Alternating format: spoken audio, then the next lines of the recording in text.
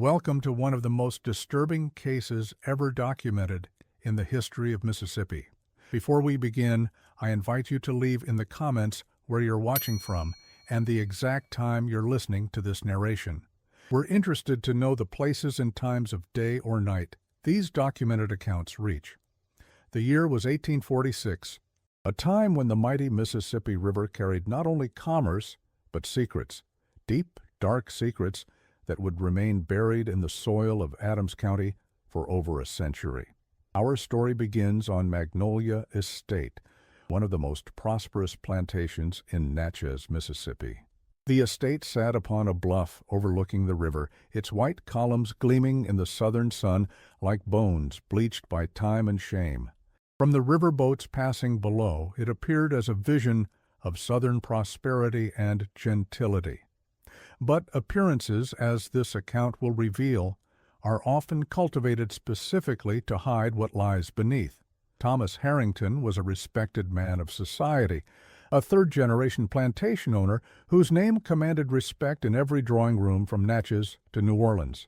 His sprawling estate produced cotton that clothed aristocracy across the Atlantic. The Harrington name appeared frequently in the society pages of the Mississippi Free Trader newspaper, associated with charitable donations to the Episcopal Church and lavish entertainments during the social season. But what made Thomas different from his neighbors was not his wealth. It was what he did with it, what he built with it, what he hid behind it. According to county records dated March 1846, Thomas hosted a wedding on his property, a wedding that raised eyebrows even in a society accustomed to moral compromises. His only daughter, Eleanor, was to be married to Bartholomew Wilson, a man whose plantation bordered Harrington's to the north. The ceremony, as documented in the parish register of St. Mary's Cathedral, was attended by a surprisingly small number of guests for a family of the Harringtons' social standing. The registry of attendees included only immediate family and business associates, none of the social peers that typically would have been present for such an occasion. Wilson was described in contemporary accounts as a man of excessive appetites, both for food and power. At 45 years of age, he stood in stark contrast to Eleanor's 20 summers. County Court Clerk James Littleton described Wilson in his private correspondence as corpulent to the point of grotesque, with fingers like sausages adorned with rings that barely contained the flesh beneath them. What made this union particularly unusual was that Wilson was known to have acquired his wealth through means that even the most callous members of Natchez society found distasteful. According to tax records from 1840 to 1845, Wilson's property value had mysteriously tripled, despite no apparent expansion of his landholdings or increase in his agricultural output. A letter discovered in 1963 in the Natchez Historical Society archives, written by a neighbor named Margaret Wilkes to her sister in Richmond, described Wilson as a man whose very presence seems to dim the light in a room. His hands are soft and pudgy, yet they have orchestrated unspeakable business ventures that have brought him wealth that smells of suffering. The Harrington girl seems to shrink in his presence like a flower suddenly deprived of sunlight. I cannot fathom what Thomas was thinking to arrange such a match. The wedding announcement in the Mississippi Free Trader newspaper was brief, almost reluctant. No celebration was described, no details of the bride's dress or the ceremony's splendor, unusual for a family of the Harringtons' standing. Only a simple statement: Miss Eleanor Harrington, daughter of Thomas Harrington Esquire, joined in matrimony to Bartholomew Wilson on Sunday last. The couple will reside at Willow Creek Plantation. The brevity of this announcement stood in stark contrast to the typical wedding notices of Natchez society, which often occupied half a column with flowery descriptions of the bride's appearance, the decorations, the menu, and the notable guests in attendance. What the newspaper failed to mention was the expression on Eleanor's face as she stood beside her new husband. A household servant, whose testimony was recorded decades later by her granddaughter, described it as the face of someone watching their own funeral. Miss Eleanor stood there in her white dress, looking like she'd already left her body behind, Her eyes were fixed on something none of us could see, and her hands trembled so badly that Mr. Harrington had to steady her when she was to take the ring. The ceremony itself was conducted with unusual haste. Reverend William Blackburn noted in his personal diary that he was disturbed by the atmosphere of the proceedings and that Thomas Harrington appeared agitated to the point of physical illness, repeatedly checking his pocket watch throughout the brief service. Most telling was his observation that not once did the father of the bride meet his daughter's eyes, even when placing her hand in that of her intended. But why? Why would Thomas Harrington, who by all accounts doted on his only daughter, arrange such a match? The answer, it seems, lay in a ledger discovered during renovations to the Natchez Courthouse in 1952. Behind a loose panel in what had once been the county clerk's office, workmen found a water-damaged book bound in red leather, its pages stained and warped by decades of humidity. This ledger contained records of debts and transactions between prominent citizens, records that were apparently meant to remain separate from the official county documents. 3 entries stood out to the county archivist who examined it. April 1845. T. Harrington to B. Wilson. Promissory note for sum of $75,000. Collateral. Eastern parcel of Magnolia Estate. August 1845. T. Harrington to B. Wilson. Additional sum of $42,000. Collateral. Remaining interest in Magnolia operations. February 1846. All debts between parties settled by alternative arrangement, witnessed by Judge C. Montgomery. The alternative arrangement was never explicitly stated, but its timing, just 2 weeks before Eleanor's wedding, suggests a terrible truth. Thomas Harrington had traded his daughter for the cancellation of his debts. The magnitude of these sums was staggering for the time, equivalent to millions in today's currency.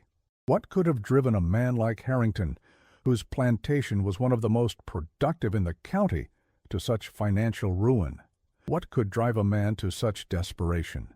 The answer may lie in another document, a private letter from Thomas to his brother James in Virginia, dated 1844, found among the family papers donated to the Virginia Historical Society in 1921.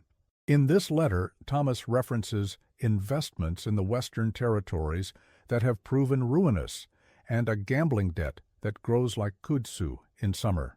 He speaks of desperate measures and sacrifices that tear at my soul. He writes, "I find myself in the grip of forces I cannot control, dear brother. The investments in Missouri have failed utterly, the land proved worthless for cultivation, and the timber rights were fraudulently represented. Worse still is the debt I have accrued in New Orleans. You know I have never been one to resist the temptation of cards, and in a moment of weakness, extended over several evenings at the Crescent Club, I have placed myself in an untenable position. The creditor is not a man known for patience or mercy. I have until spring to make arrangements, or Magnolia itself will be forfeit." The letter continues with a chilling passage. "I have considered solutions that no Christian man should contemplate. There is one possibility that might preserve something of our family legacy, but the cost, James, the cost would be paid not by me, but by one innocent of any wrongdoing in this affair. I pray nightly for divine intervention, for some miracle that might spare us all. But as winter deepens, my hope diminishes like the daylight. The sacrifices, it seems, would not be his own." Eleanor's journey to Willow Creek Plantation after the wedding was documented in the diary of Martha Kingsley, wife of a neighboring plantation owner, who wrote, "Saw the Harrington girl pass by in Wilson's carriage today. She sat as still as a statue, her eyes fixed on something distant. There is something unnatural in this match, something that goes beyond the usual compromises we women must make in marriage." Willow Creek Plantation stood 4 miles north of Magnolia Estate, though the journey between them required a circuitous route around a cypress swamp that local inhabitants avoided, claiming it was haunted by things that ain't rightly dead nor alive. The plantation house itself dated from the 1820s, built by Wilson's predecessor, a reclusive bachelor who had Died under circumstances the county coroner described as unusual but not warranting further investigation. Life at Willow Creek began a new chapter of horror for Eleanor. Wilson spoke constantly, his jowls quivering with each word, but she gave no indication of hearing him. The contrast between them was painful to observe. He so animated and substantial, she so withdrawn and diminished. I fear for that child. The house itself was a looming structure, built in a style more befitting New England than Mississippi. Dark wood and narrow windows that seemed to swallow light rather than welcome it.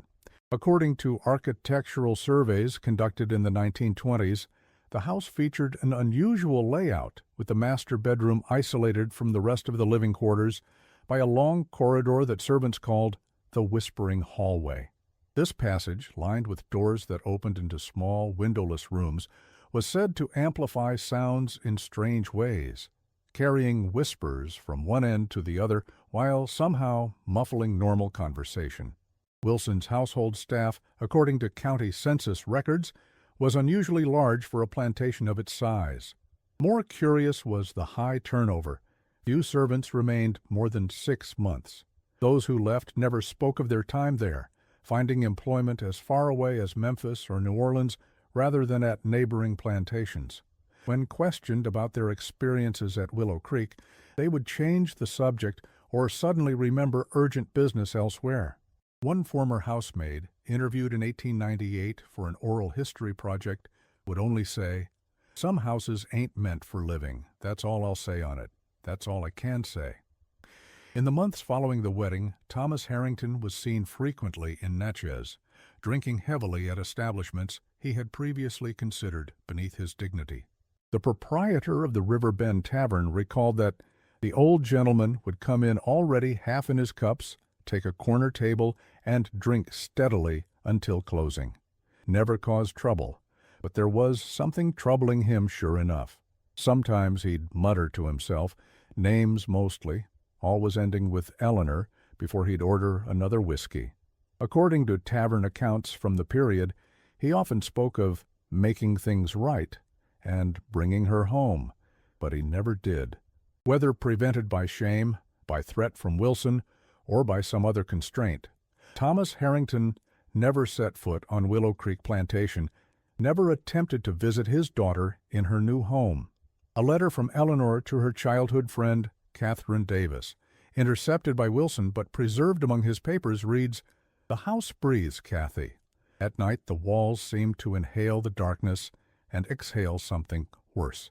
He watches me constantly, not just when we are together, but somehow even when he is away. The servants won't meet my eyes. They know something I don't, and their silence is a kind of mercy. Yesterday I found a door I hadn't noticed before behind the library shelves. When I tried to open it, Mrs. Harper, the housekeeper, appeared as if from nowhere and told me that part of the house was unstable and unsafe. But I heard voices behind that door, Kathy, voices speaking too low to distinguish words, but with an urgency that made my skin crawl. I dream of home, of Magnolia's open rooms and sunlight. Here, even at midday, the shadows seem to have substance and intent." This letter, never delivered to its intended recipient, was found folded inside Wilson's personal Bible, a location suggesting he derived some perverse satisfaction from possessing this evidence of Eleanor's distress. More disturbing still was the notation in Wilson's handwriting at the bottom of the page. She begins to suspect arrangements must be accelerated. The eastern rooms to be sealed when not in use. 6 months after the wedding, Thomas Harrington was found dead in his study at Magnolia Estate. The official cause recorded by the county coroner was apoplexy, but rumors spread through Natchez society of a self-inflicted gunshot wound. The household staff was suspiciously changed in its entirety the day after his death, with all previous servants dismissed with generous severance payments, an unusual practice that suggested an effort to remove witnesses to the actual circumstances of Harrington's demise. More telling was the document found on his desk, a half-completed letter to the governor requesting intervention regarding his daughter's situation, claiming circumstances of the most disturbing nature at Willow Creek Plantation. The letter referenced activities contrary to both law and human decency and begged for an official investigation. It concluded with the unfinished sentence, "I have reason to believe that Wilson's business interests include—" The rest remained unwritten, the quill pen found lying across the paper, as if dropped suddenly. The funeral was sparsely attended for a man of Harrington's standing. Eleanor was present, dressed in black so heavy it seemed to absorb her completely, leaving only her pale face visible. Wilson stood beside her, one hand always on her arm or shoulder, in what observers described as a gesture more possessive than comforting. She spoke to no one, acknowledged no condolences, and was hustled back into Wilson's carriage immediately after the burial service. It was the last time many in Natchez society would see her for months. With Thomas gone, Eleanor's isolation was complete. Wilson became her only connection to the outside world, controlling who could visit and when she could leave the property.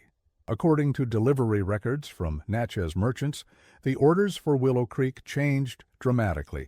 Expensive fabrics, jewelry, perfumes from France, all items Eleanor reportedly never wore or used.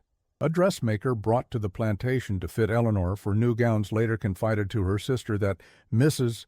Wilson stood like a doll while measurements were taken, responding only when directly addressed by her husband. The gowns were all in styles better suited to a woman 20 years her senior, in colors so dark they seemed to consume her. Instead, according to a house servant's later testimony, Eleanor spent hours in her room, staring out the window toward Magnolia Estate, visible as a distant smudge on the horizon. She spoke less and less, eventually communicating only when necessary, and then in whispers. Her meals returned to the kitchen largely untouched. Her personal maid reported to the housekeeper that Miss Eleanor sleeps with her eyes open sometimes, just staring at the ceiling like she's watching something move across it. In the winter of 1846, something changed at Willow Creek. Wilson began hosting gatherings, not the typical social events of the planter class, but private meetings with men who arrived after dark, their carriages unmarked. They would stay for hours, sometimes days. The stablemaster, whose job required him to be alert to arrivals at all hours, noted that these visitors often came in groups of 2 or 3, their horses sometimes bearing the dust of long journeys. During these times, Eleanor was confined to her quarters, meals delivered by a servant who, according to later testimony, was instructed not to engage in conversation or acknowledge any requests. What transpired at these gatherings? County records offer a disturbing clue. In 1847, Wilson's wealth increased again, dramatically. He purchased 3 adjacent properties, expanding his holdings to become one of the largest landowners in the county. The source of this sudden prosperity remained a mystery to his contemporaries, though speculation ranged from fortuitous investments to inheritance. The truth appears far darker. Among Wilson's private papers, discovered during renovations in 1962, was a small leather-bound book with no title. Inside were columns of figures, dates, and initials. Historians have interpreted this as a record of transactions, not for cotton or timber, but for people. Wilson, it seems, had established a clandestine operation buying and selling human beings outside the regulated slave markets, avoiding taxes and capitalizing on desperate sellers and eager buyers who wished to avoid public scrutiny. This illegal trade was particularly profitable because it operated outside the established system of auctions and brokerages, allowing Wilson to charge premium prices from buyers who preferred discretion, whether because they were purchasing people with specialized skills at inflated rates or because the conditions of the sales would not have withstood public or legal scrutiny. The book contained coded references to merchandise with descriptions like unseasoned, prime, and most disturbingly, special reserve, the latter commanding the highest prices. More disturbing still were the references to special merchandise commanding premium prices. The nature of this merchandise was never explicitly stated, but entries in the ledger included notations like untraceable and no connections, suggesting individuals whose disappearances would not be investigated, who had no family to ask questions about their fate. The pattern of Wilson's wealth accumulation suggests an operation of considerable scale and unconscionable nature. A fragment of correspondence between Wilson and an associate in New Orleans, identified only as LD, alludes to arrangements for transportation that leave no paper trail, and accommodations at the creek suitable for temporary housing before distribution. This suggests that Willow Creek itself served as a way station in this human trafficking operation, a place where people were held before being moved to their final destinations. What role did Eleanor play in all this? Was she merely a prisoner in her own home, or something worse? A chilling entry in the diary of Dr. Samuel Merriweather, who attended to the plantation's medical needs, offers insight. Called to Willow Creek again for Mrs. Wilson. The same symptoms as before: trembling hands, dilated pupils, inability to focus. Found evidence of laudanum use, though she claims not to take it willingly. She asked me, in a moment when we were unobserved, if I could bring her nightshade or hemlock. When I expressed alarm, she whispered, "Not for me, doctor, for him. I have not returned since. Some suffering is beyond medical remedy, and some requests place a physician in an impossible position. I have written to a colleague in Baton Rouge, suggesting he might take over the care of the Wilson household, citing the distance as my reason for withdrawal." The doctor's reference to laudanum is particularly troubling, suggesting that Wilson may have been drugging Eleanor to ensure her compliance or to prevent her from fully comprehending what was happening at Willow Creek. Laudanum, a tincture of opium, was commonly prescribed for female hysteria and nervousness in the 19th century, but its sedative and addictive properties made it a perfect tool for controlling an unwanted witness. By spring of 1847, the atmosphere at Willow Creek had become suffocating. Servants reported hearing arguments between Wilson and Eleanor, unusual, as she rarely spoke at all. According to kitchen records, she had stopped eating almost entirely, refusing anything but tea and dry toast, which she prepared herself. The housekeeper noted in her daily log that Mrs. Wilson examines all food brought to her as if expecting to find something amiss. She keeps a supply of dried bread hidden in her sewing basket and eats only when she believes herself unobserved. In April of that year, Wilson traveled to New Orleans on business, leaving Eleanor at Willow Creek under the watchful eye of his overseer, a man named Silas Turner. Turner was described in contemporary accounts as a shadow-given human form, tall, gaunt, with eyes that seemed to absorb light rather than reflect it. His loyalty to Wilson was absolute and seemingly based on something more binding than mere employment. A house servant recalled years later that Mr. Turner knew things about the master that would have seen them both hanged. They'd talk in the study sometimes, voices low but heated, and Mr. Wilson would often remind Mr. Turner that we both have too much to lose. There was no love between them, but something stronger than hate kept them bound together. During Wilson's absence, something happened at Willow Creek that changed everything. The only record of it exists in the form of a hastily scrawled note from Turner to Wilson, delivered by special messenger to New Orleans. Return immediately. Situation with Mrs. W. untenable. Discovery made in East Wing. Steps taken to secure materials, but damage may be irreparable. Awaiting instructions, Turner. Wilson returned within days, his business in New Orleans abandoned. What he found upon his return was never documented, but the aftermath was. According to county records, Wilson dismissed half his household staff the following day. Those who remained were required to sign unusual documents, not standard employment contracts, but statements swearing to absolute discretion regarding the events of April 21st and all matters pertaining to the east wing of the property. One of these documents, preserved in the county archives, includes the clause, "The undersigned acknowledges that any breach of this confidence will result in immediate dismissal, without reference, and possible legal action for defamation and interference with legitimate business interests.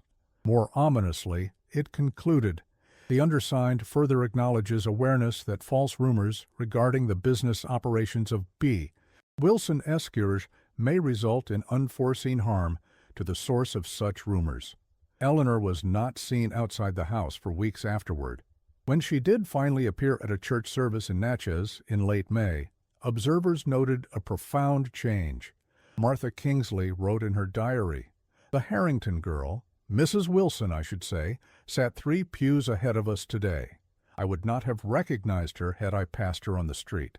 Her face has taken on a hollow quality, not merely thin, but somehow emptied.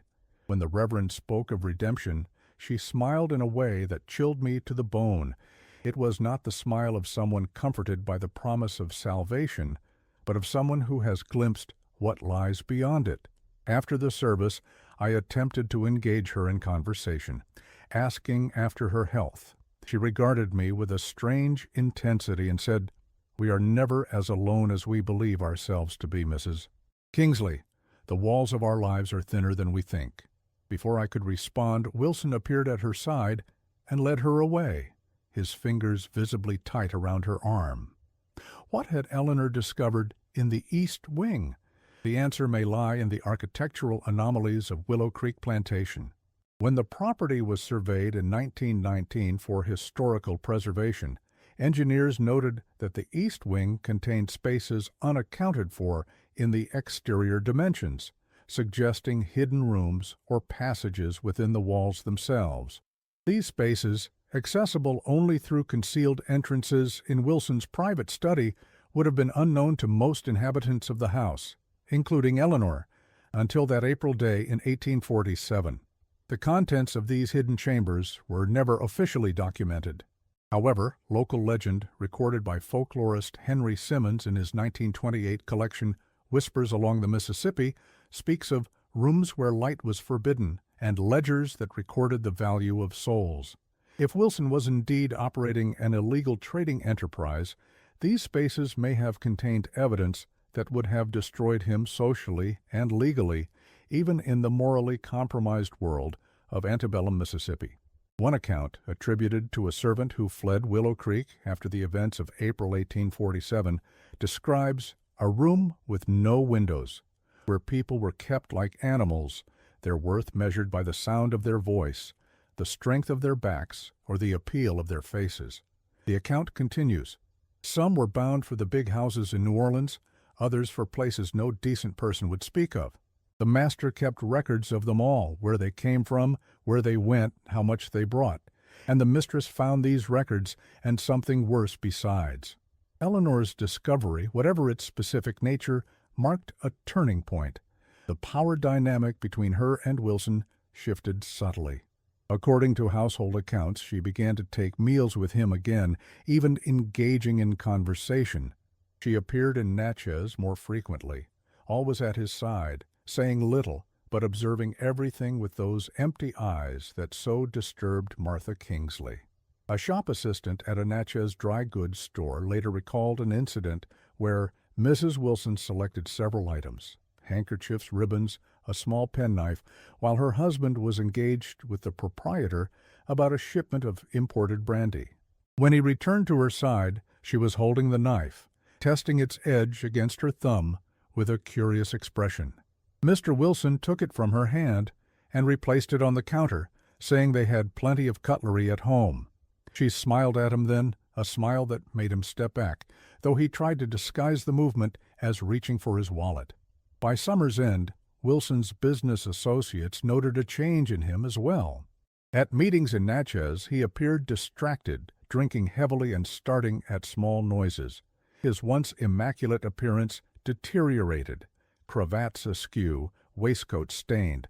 His hands, always plump, developed a tremor that he attempted to disguise by keeping them clasped or hidden in pockets. In a letter to a business partner in Memphis, he wrote, "Sleep eludes me. The house is never quiet anymore, though the noise is nothing I can describe to satisfaction. I have considered selling everything and relocating to Charleston, but she refuses to discuss it. The situation becomes untenable, yet I find myself unable to take definitive action. There are complications you cannot imagine. That autumn brought unexpected visitors to Willow Creek. Eleanor's maternal uncle, Colonel James Blackwood, arrived from Charleston with his wife, having received what he described as a most concerning letter from his niece. No copy of this letter survives, but its effect was immediate. After a tense dinner documented in Mrs. Blackwood's travel diary, the colonel requested a private meeting with Wilson. Mrs. Blackwood wrote, "Eleanor sits like a ghost at her own table. She speaks only when addressed directly, and then in monosyllables. Yet there is something in her manner that suggests not submission, but waiting, like a predator perfectly still before the strike. The house itself feels wrong somehow, as if the proportions are slightly askew in ways the eye cannot quite identify, but the mind registers nonetheless. James has insisted on speaking with Wilson alone. I pray he treads carefully. There is danger here beyond what we anticipated." What transpired during that meeting remains unknown, but the outcome suggests a confrontation of significant magnitude. Colonel Blackwood, a man with extensive military and political connections, may have presented Wilson with evidence or accusations that threatened his standing or freedom. The Blackwoods departed the following morning, taking Eleanor with them. Wilson, according to his butler's later testimony, locked himself in his study for 3 days afterward, emerging only to demand whiskey and writing materials. A fragment of what appears to be a draft letter found among Wilson's effects reads, "The arrangement is extortion, plain and simple, yet I find myself with no recourse. The alternative would mean ruin of a sort no man could survive. She knew precisely what she was doing when she contacted them. I underestimated her from the beginning, a mistake I shall not make with others in future. The documents she obtained," the letter breaks off there, the remainder apparently destroyed. Eleanor never returned to Willow Creek Plantation. She lived with the Blackwoods in Charleston until 1849, when she established her own modest household using funds that Colonel Blackwood had somehow extracted from Wilson, presumably as the price for the Blackwoods' silence about whatever they had learned at Willow Creek. The sum, according to Charleston property records, was substantial enough to purchase a small but elegant house on a respectable street and provide Eleanor with an income sufficient for comfort, if not luxury. In Charleston, Eleanor gradually emerged from the shadow of her experiences at Willow Creek. She began to appear at selected social events, though she was known for leaving gatherings early and avoiding crowded rooms. A neighbor recalled that Mrs. Wilson, though she reverted to using Harrington after establishing her own household, moved through society like someone who had survived drowning. There was a wariness to her, a tendency to stay near doors and to startle at sudden movements. Yet there was also a formidable strength about her, a quality that discouraged impertinent questions or unwanted familiarity. Wilson remained at Willow Creek, but his decline accelerated. His business ventures faltered. The mysterious meetings ceased.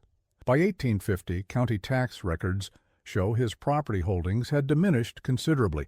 Neighbors reported strange activities, lights moving through the house at odd hours, shouting at empty rooms, the smell of burning paper that lingered for days.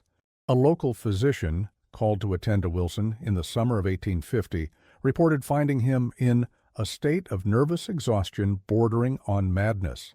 In a confidential letter to a medical colleague, the doctor wrote, "The patient exhibits symptoms of acute paranoia, insisting that he is being watched through the walls and that voices speak to him from empty rooms."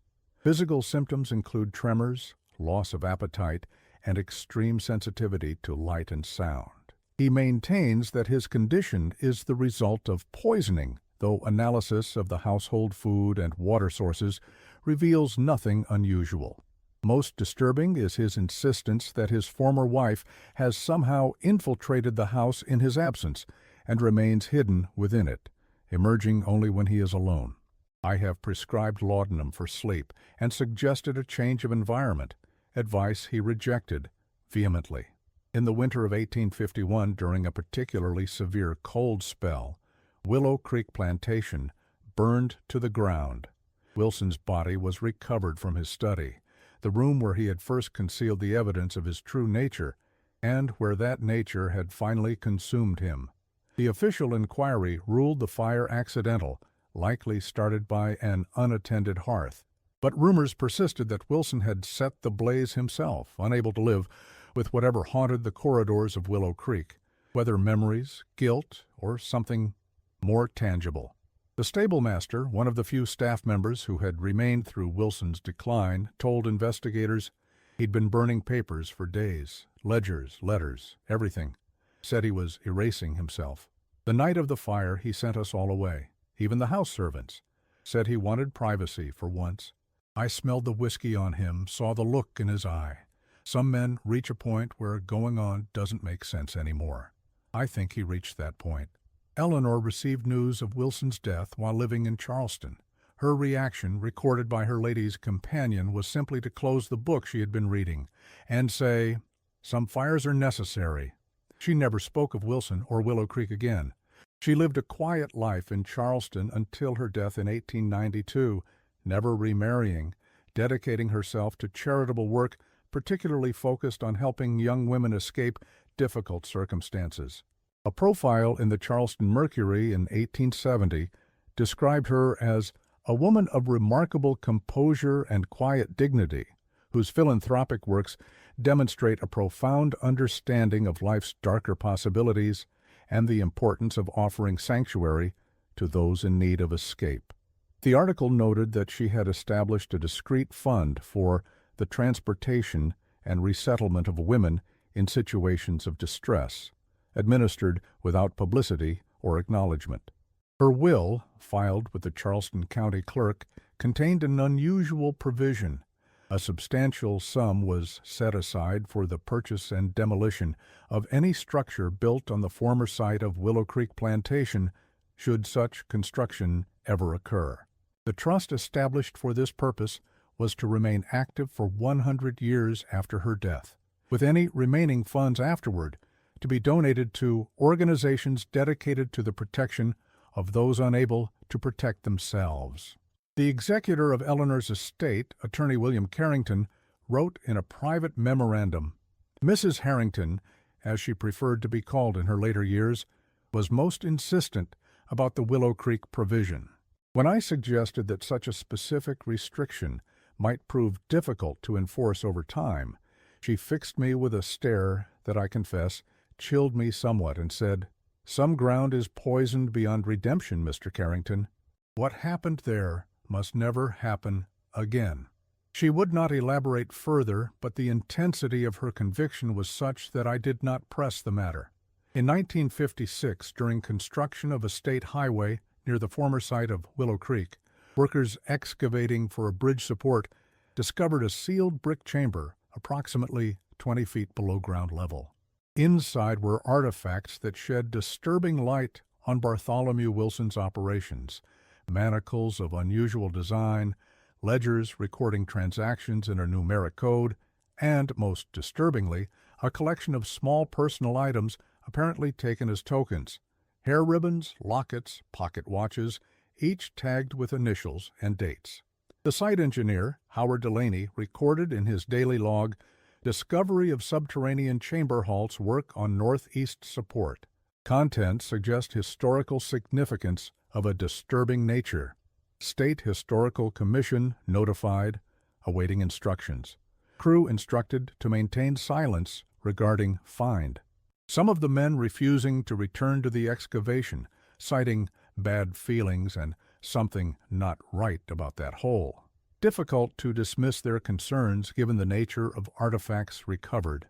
These findings, documented by the Mississippi Historical Commission, were quickly reburied and the highway route altered.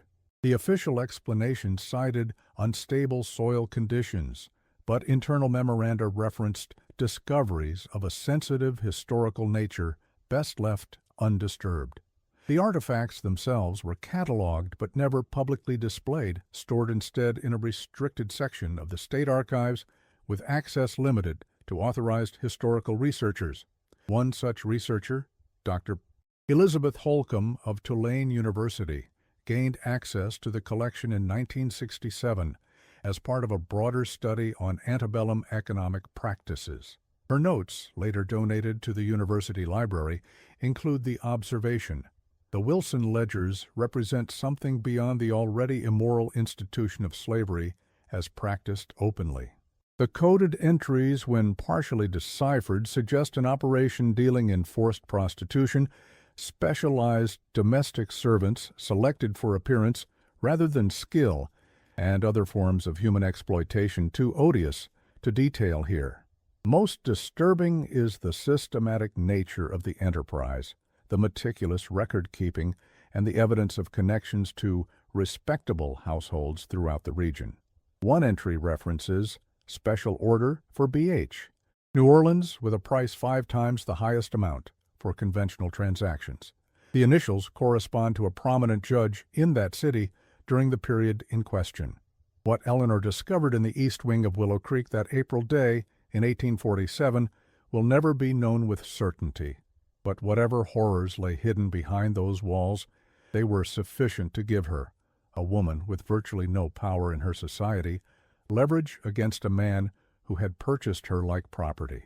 The specific nature of Wilson's operation remains a matter of speculation, but the pattern of evidence suggests something far more sinister than even the already immoral standard practices of the time. The story of Willow Creek Plantation remains one of the darkest chapters in Mississippi's history, a tale of how wealth and respectability can mask unfathomable evil, and how the structures of society can enable the powerful to commit atrocities behind closed doors. The silence of those who knew, the servants, the business associates, even Eleanor herself, allowed Wilson's operations to continue for years. Today, nothing remains of Willow Creek Plantation but overgrown foundations hidden in the kudzu and pine. Local residents avoid the area, especially after dark. Some claim to hear whispers in the underbrush or see lights moving among the trees where the east wing once stood. Others report a heaviness in the air, as if the land itself remembers what happened there and cannot shed the weight of it. In 1962, a local teenager exploring the site on a dare reported finding a piece of wall still standing in the middle of nowhere, with one side all black from fire. When I touched it, my hand came away cold instead of warm, even though it was July and that stone had been sitting in the sun all day. This account, recorded in a collection of local ghost stories compiled by the Natchez Historical Society, is one of many similar reports from those who have ventured onto the property over the decades. A more systematic investigation was attempted in 1965 by a team from the Mississippi State University Archaeology Department. Their preliminary survey notes indicate the discovery of structural anomalies inconsistent with standard plantation architecture of the period, including evidence of subterranean constructions extending beyond the documented footprint of the main house.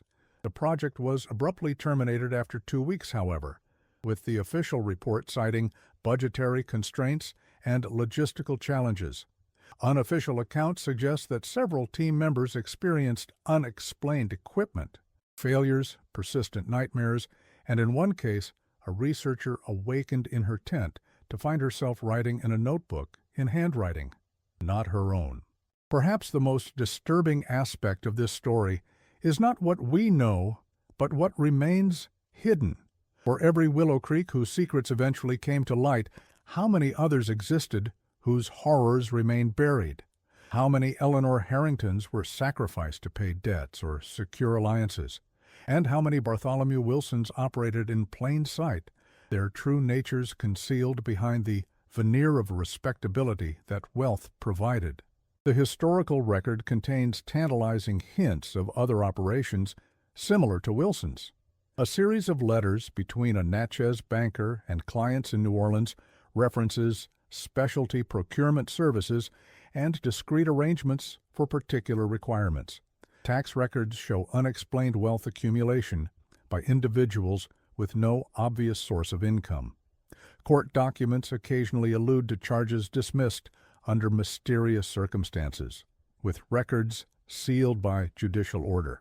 In 1968, the last living person with direct knowledge of the Willow Creek case, a woman whose grandmother had been a kitchen servant there, was interviewed by a graduate student from Ole Miss.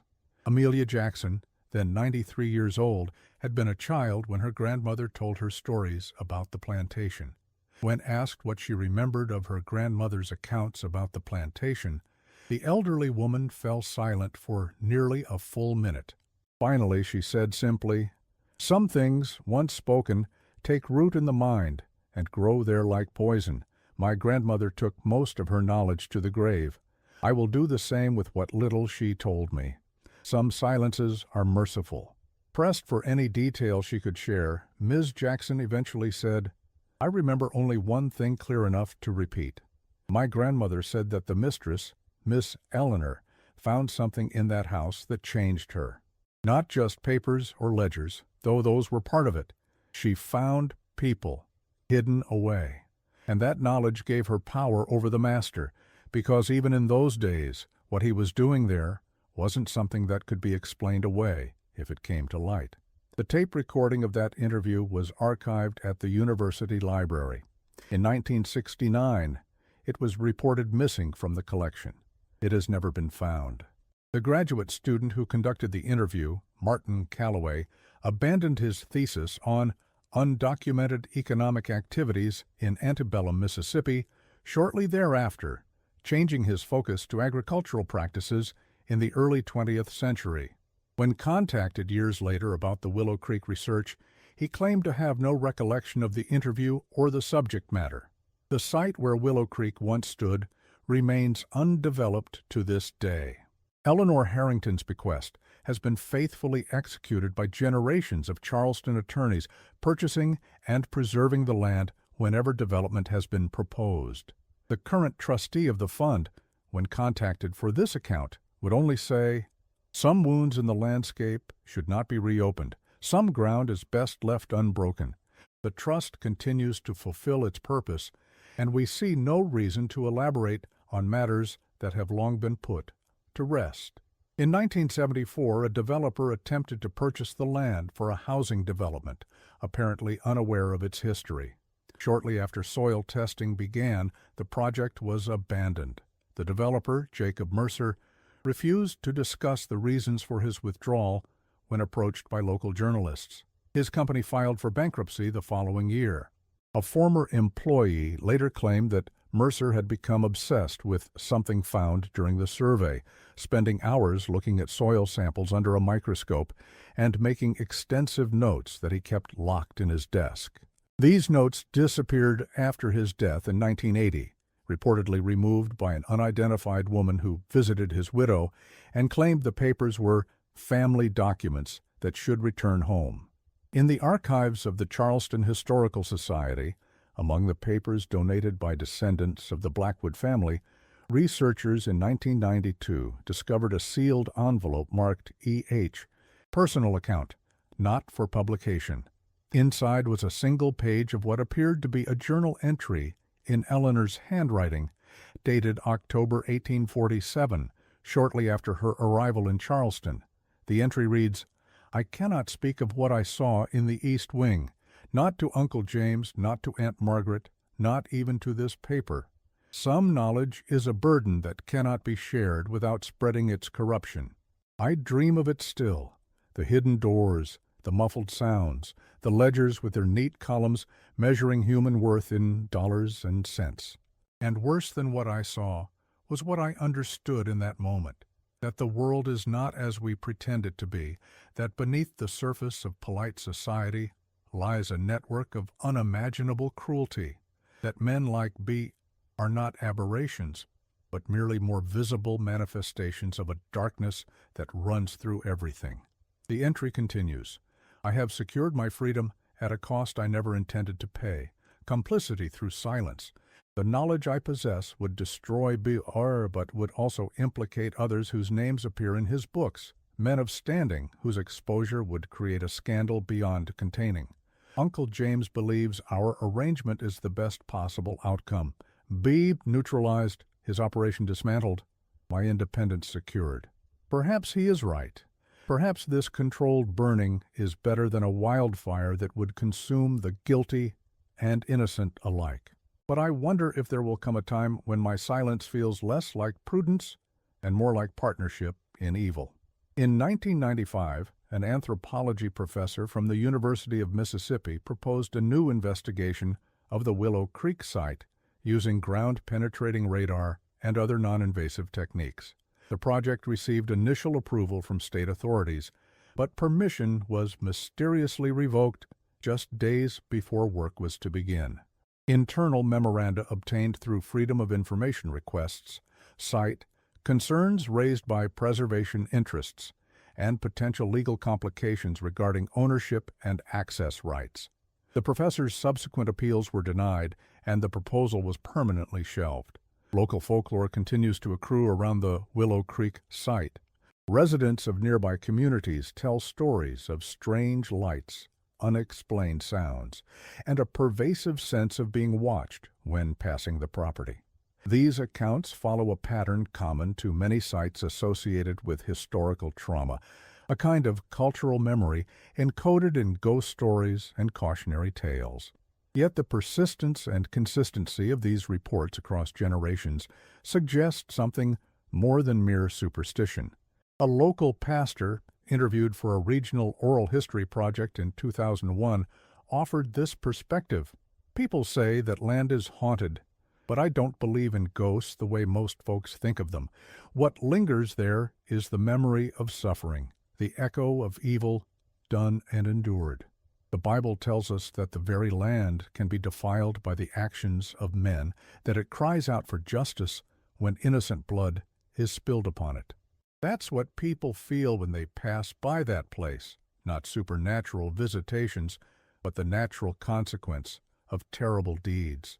In 2005, a cache of papers was discovered during renovations to a historic home in New Orleans that had once belonged to a judge whose initials appeared in Wilson's ledgers. These documents included correspondence alluding to our Mississippi arrangement and Wilson's unique procurement abilities.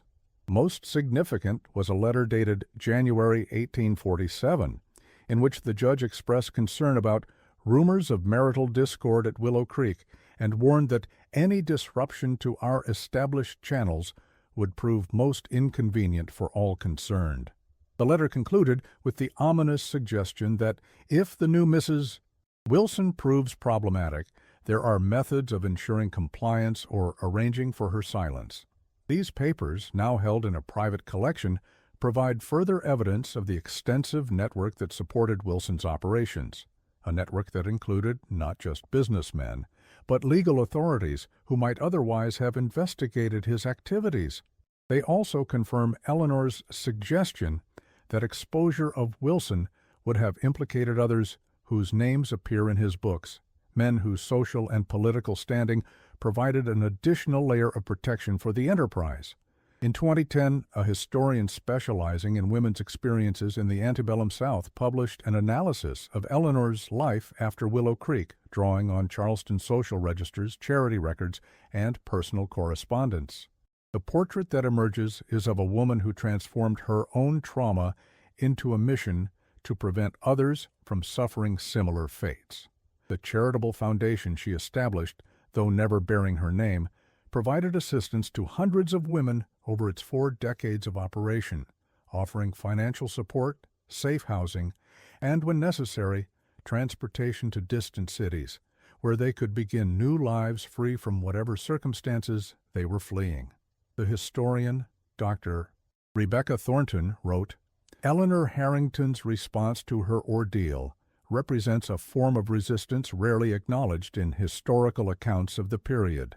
Unable to seek justice through legal channels, prevented by social conventions from speaking openly about her experiences, she nevertheless found ways to combat the system that had victimized her. Her charitable work, conducted quietly but with remarkable effectiveness, created an underground railroad of sorts for women suffering from domestic abuse, forced marriages, and other forms of exploitation. That she accomplished this while maintaining an outwardly conventional place in Charleston society speaks to both her courage and her strategic intelligence. Dr. Thornton's research also uncovered evidence that Eleanor maintained correspondence with women across the South who operated similar rescue networks, creating a secret infrastructure of support that existed parallel to, but hidden from, mainstream society. These connections, maintained through carefully coded letters and trusted intermediaries, allowed for the coordinated movement of women across state lines when local escape was impossible. In this way, Eleanor turned her understanding of hidden systems of exploitation into a hidden system of liberation. And so the story of Willow Creek Plantation and its master remains partially buried, like the foundations of the house itself, visible in outline, but with its darkest corners still concealed from view. Perhaps that is as it should be. As Eleanor Harrington once wrote in a letter to her uncle, discovered among the Blackwood family papers in 1960, there are truths in this world that serve no purpose but to destroy those who know them. I have made my peace with silence. The Mississippi River continues to flow past the bluff, where Magnolia Estate once stood, carrying its secrets downstream. The soil of Adams County has absorbed the evidence of countless atrocities, the earth itself becoming complicit in their concealment. And in Charleston, in a small cemetery where Eleanor Harrington was laid to rest, the inscription on her tombstone reads simply, "She survived." Perhaps that, in the end, was victory enough. In a world where women like Eleanor had so little power, where their voices were routinely dismissed and their testimony devalued, survival itself became an act of defiance. Her life after Willow Creek, independent, purposeful, dedicated to helping others escape similar circumstances, represents a kind of triumph over the system that had sought to commodify and control her. The true horror of the Willow Creek story lies not in ghostly manifestations or supernatural vengeance, but in the very human capacity for cruelty and exploitation, and in the social structures that enable such cruelty to flourish behind closed doors. Wilson's operation, with its hidden rooms and coded ledgers, serves as a physical manifestation of the hidden economies of human suffering that underpinned much of the period's prosperity. Eleanor's discovery in the East Wing forced her to confront not just one man's evil, but an entire network of complicity that extended to the highest levels of society. For modern visitors to Natchez and the surrounding area, the sites associated with this story have largely disappeared or been transformed. Magnolia Estate was demolished in the early 20th century, replaced by a modern housing development that bears its name but retains none of its character. The location of Willow Creek Plantation, though undeveloped, has become so overgrown as to be nearly inaccessible, the exact placement of the house now a matter of educated guesswork rather than certain knowledge. Yet the echoes of what happened there persist, in archived documents, in local folklore, in the occasional artifacts that surfaced during construction or archaeological investigation. The story of Eleanor Harrington and Bartholomew Wilson offers a window into aspects of American history that official narratives often overlook or sanitize. The exploitation of vulnerable individuals, the corruption of institutions meant to provide justice, the hidden economies that flourished in the shadows of respectable society. In 2018, during an unusually severe drought, portions of the old carriage road leading to the Willow Creek site became visible for the first time in decades. Local residents reported seeing a solitary figure walking along this road in the early morning hours, a woman in clothing described as old-fashioned who disappeared when approached. Though such sightings can be dismissed as imagination or optical illusion, they speak to the enduring power of this story in the collective consciousness of the community. Is it Eleanor, still keeping watch over the site of her trauma and triumph? Is it one of Wilson's victims, seeking a recognition denied in life? Or is it simply the manifestation of our own need to believe that such stories have conclusions, that such suffering must have meaning, that such evil cannot go unmarked by the universe? Whatever the truth, the story of Willow Creek reminds us that history is not just a record of great events and famous individuals, but also of private horrors and personal resistances, of evil done behind closed doors and courage exercised in ways that may never make the official record. In the silences between documented facts, in the gaps of the historical narrative, lie countless stories like Eleanor's, stories of suffering endured and sometimes overcome. As we pass by overgrown plantations and crumbling mansions, as we admire the architecture of antebellum homes and imagine the lives of those who inhabited them, we would do well to remember that behind those elegant facades, within those silent walls, histories both glorious and terrible unfolded. Histories whose fullest truth we may never know, but whose echoes continue to shape our world in ways we are only beginning to understand. The final word on this story perhaps belongs to Eleanor herself, who wrote in one of her last journal entries, found among her effects after her death, "I have learned that survival itself is a kind of defiance. Each day I live is a day stolen back from those who would have seen me destroyed. Each woman I help to escape her bonds is a blowstruck against the system that bound me. They tried to bury us.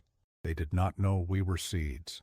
In the soil of Adams County, in the hidden rooms of houses long since returned to dust, in the archives where fragments of truth lie scattered among official records, the seeds of Eleanor's defiance continued to grow, reminding us that even in the darkest chapters of our history, resistance and resilience found ways to flourish.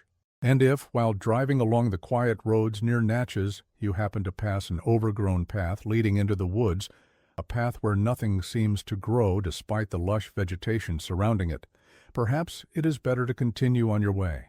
Some histories are best honored from a distance. Some ground is best left undisturbed.